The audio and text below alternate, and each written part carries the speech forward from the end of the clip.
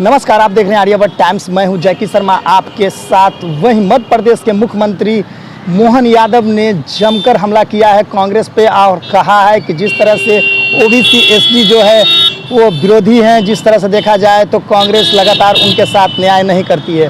पहले क्या कुछ कह रहे हैं मध्य प्रदेश के मुख्यमंत्री मोहन यादव, पहले आप वीडियो में सुने। करते रहे आरक्षण के मामलों को लेकर के भी ये जिस ढंग से संविधान निर्माण का भी श्रेय बाबा साहब को नहीं देते थे, उसी प्रकार से आरक्षण का भी दुरुपयोग SC ST OBC के खिलाफ कांग्रेस और इनके साथ वालों ने किया।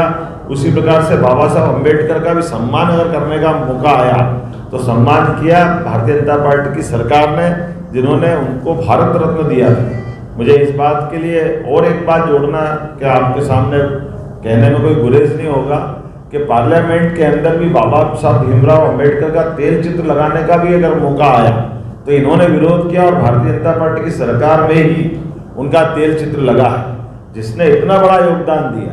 मैं यहाँ गया जी की धरती पर बोध गया पे बुद्ध पूर्णिमा पे बड़ी जवाबदारी के साथ कहना चाह रहा हूँ कि देश के अंदर आपकी दलों की सीमा अलग अलग हो सकती है, आपके मतभेद अलग हो सकते हैं, लेकिन कोई इतना बड़ा योगदान करे जैसे बाबा साहब भीमराव अम्बेडकर ने लोकतंत्र का, खास करके संविधान निर्माण का जो उनका अपना योगदान है, एक बड़े वर्ग के आरक्षण को लेकर जो उन्होंने लड़ाई लड़ी थी, उनके बारे में जो कांग्रेस ने किया ये बहुत दुर्भाग्य की बात है। मैं जानता हूँ बाबा साहब ने स्वयं ने पंजाब में एक रैली में कहा था कि पंडित नेहरू ने दलितों पिछड़ों के लिए कभी कुछ नहीं किया, और शुरू से इनकी कांग्रेस की मानसिकता ही ऐसी रही है। चाहे रंगनाथ मिश्र कमेटी हो, सच्चर कमेटी हो, हर बार कांग्रेस ने दलितों पिछड़ों आदिवासियों का उपयोग तो किया, लेकिन कभी उनके बारे में अपने द्वारा कुछ किया हो वो सदैव झूठ बोलते रहे, जिसकी राहुल गांधी ने कल खुद पुष्टि कर दी है। मैं इसलिए ये याद दिलाना चाहता हूँ कि 60 साल से ज़्यादा समय तक कांग्रेस ने एक तरह से इस दौर से निकल करके उनके जिस ढंग से काम किए हैं, उनका ट्रैक रिकॉर्ड ही पापों से भरा हुआ है। SC ST OBC इन सारे वर्गों के साथ अन्याय करने वाला हो और वो अन्याय की मानसिकता सदैव कष्टकारी रही, जिसने समाज के बीच तकलीफ दी। इसमें ही ये याद रखना पड़ेगा, राहुल गांधी भले ही कल बोल रहे हैं, लेकिन इनके पूर्ववर्ती प्रधानमंत्री मनमोहन सिंह ने एक बार नहीं दो बार पार्लियामेंट में भी बोला, बाहर भी बोला कि इस देश पर पहला हक मुस्लिम समाज का है। इसका अर्थ ही है कि वो मुस्लिम समाज को SC ST OBC से भी पहले नंबर पर रखना चाहते हैं।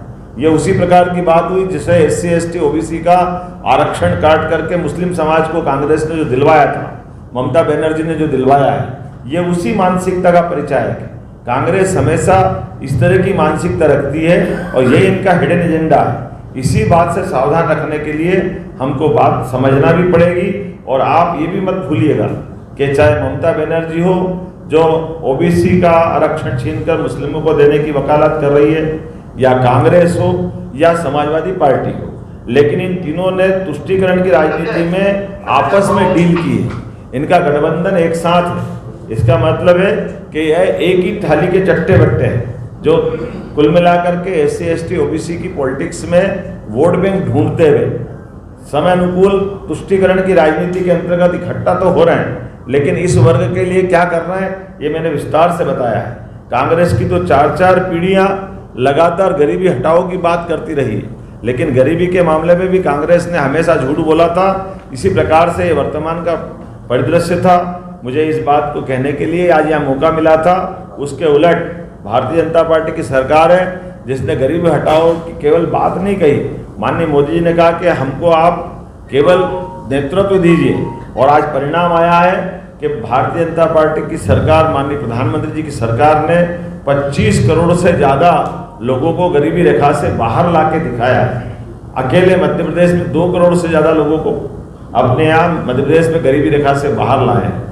मैं आपके माध्यम से अपनी बात पहुँचाने के लिए आज प्रेस में आया था, और मुझे इस बात का संतोष भी है कि जिस प्रकार से राहुल गांधी ने अपने परिवार में किए गए तथाकथित एक तरह से उनकी भाषा में वो जो अन्याय होना चाहिए, यही बात रखने के लिए मैंने आज प्रेस कॉन्फ्रेंस बुलवाई थी और अपनी बात विस्तार से कहने का प्रयास किया। और एक तरफ हमारी पार्टी है जो शुरू से कहती आई है सबका साथ, सबका विकास, सबका विश्वास, सबका प्रयास। ये ऐसा घोष वाक्य जिसमें सबको लेके चलने की भावना है, और ये अवसर परस्ती के आधार पर तथाकथित जो गठबंधन बना था, इस गठबंधन ने जिस ढंग से तांडव किया है वो सब आपके सामने है। बहुत बहुत धन्यवाद। तो स्पष्ट रूप से वीडियो में सुन सकते हैं कि जिस तरह से मोहन यादव ने कांग्रेस पर जमकर निशाना साधा है और कहा है कि यह जो पार्टी है जो ओबीसी एससी एसटी को लगातार जिस तरह से देखा जाए तो इन लोग को देखना नहीं पसंद करती है, पिछले वर्ग के लिए काम नहीं करना चाहती है।